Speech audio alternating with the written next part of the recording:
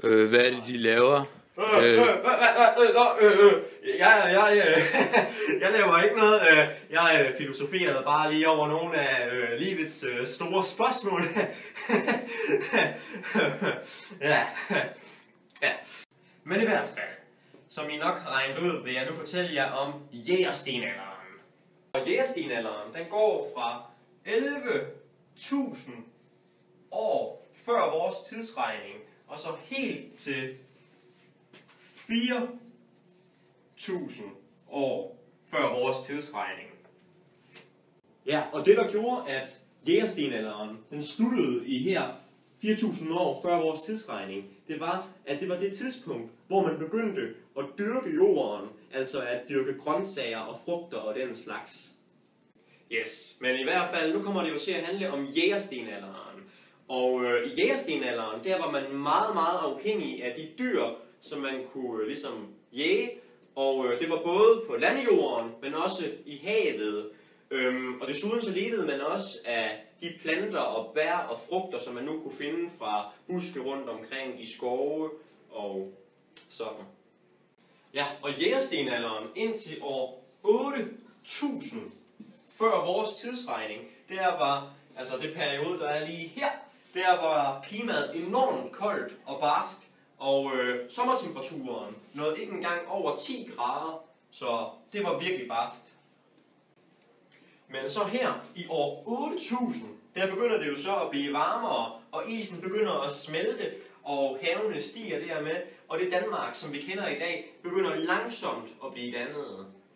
Ja, og så har vi den jo anden periode her fra år 8000 før vores tidsregning, og så helt hen til år 4000 før vores tidsregning. Og her i begyndelsen af den anden periode her, der smeltede isen fuldkommen væk, og det gjorde, at der kom nogle andre forudsætninger for de dyr og planter, som var der dengang. Og det gjorde jo så, at der kunne komme et meget mere udbredt dyreliv, og det gjorde, at forudsætningerne for jægerne blev meget bedre, så de kunne jage nogle flere dyr, og dermed også få noget mere at spise og overleve. Så det har virkelig gjort, at livet for dem er blevet bedre her fra 8.000 og så frem til år 4.000 før vores tidsregning. Og selvfølgelig også yderligere, nu når at isen fuldstændig er smeltet væk, så stiger havene jo endnu mere. Og det har også gjort, at der er kommet mange flere fisk i havene, så at jægerne har haft muligheder for at kunne fiske, og på den måde også skaffe sig føde. Yes, her til sidst vil jeg lige komme med lidt ekstra info, og nu vil jeg prøve at tage udgangspunkt i en familie i jægerstenalderen. Og vi siger jo så, at der er en far her, han er glad, og der er en mor her.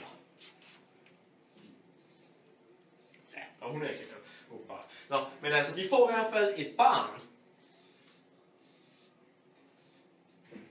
Og det er det faktisk sådan, i jægerstenalderen, så var det 30% af alle nyfødte børn, der døde, fordi at man jo ikke har den moderne teknologi, som man har i dag. Så allerede der, så var det jo cirka en tredjedel, der røg. Så hvis nu vi lige tegner 3 babyer her, så det er kun den baby.